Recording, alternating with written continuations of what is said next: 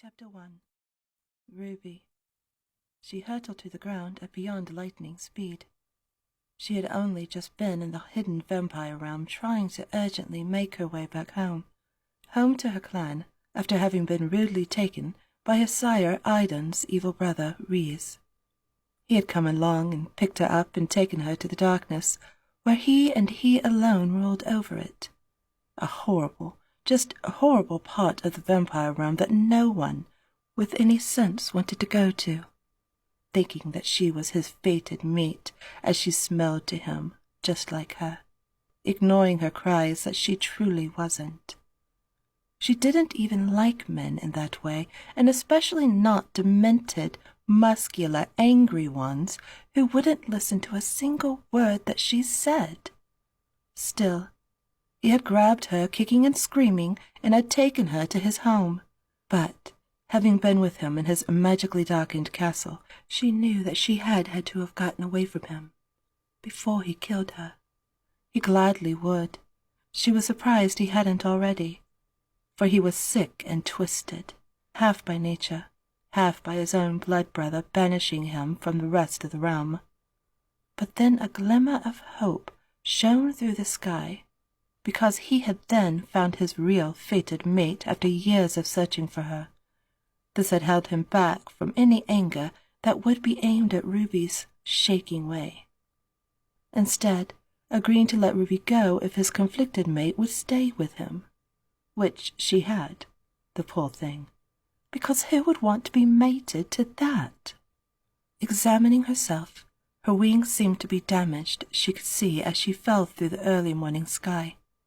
She could feel that one was more so than the other as it leant, leaning to one side as she fell.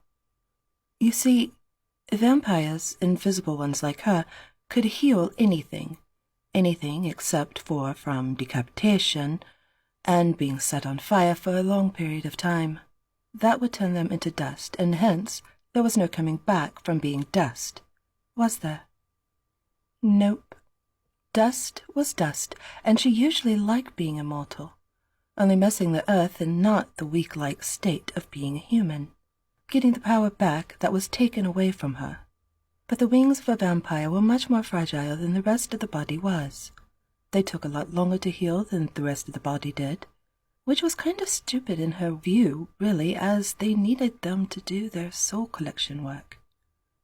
To fly each day, get about, and to go back and forth between the human world, the judgment realm, and the hidden vampire realm, multiple times, sometimes not stopping for any pause. It was vital.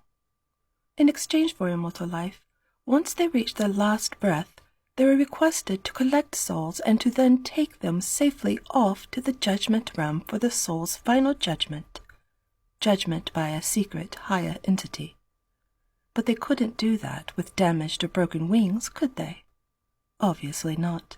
And hers appeared to be, well, they were honestly fucked. Her wings weren't doing as they were supposed to do. She felt panic run through her blackened soul, and she had a beating heart, which she now sadly didn't. Then it would be racing steadily by now at 1,000,000 miles an hour as she nearly reached the ground, spiraling to the ground. Knowing that a blow like that was coming her way couldn't kill her, no, for she was an immortal vampire. Fuck, she could survive nearly anything. But it would hurt like shit when it actually happened, and when she landed with all her might onto the hard ground. Then she braced for impact. She landed, or in her case, fell. And she had been right. Everything now hurt so very badly all over that she could cry out in pain.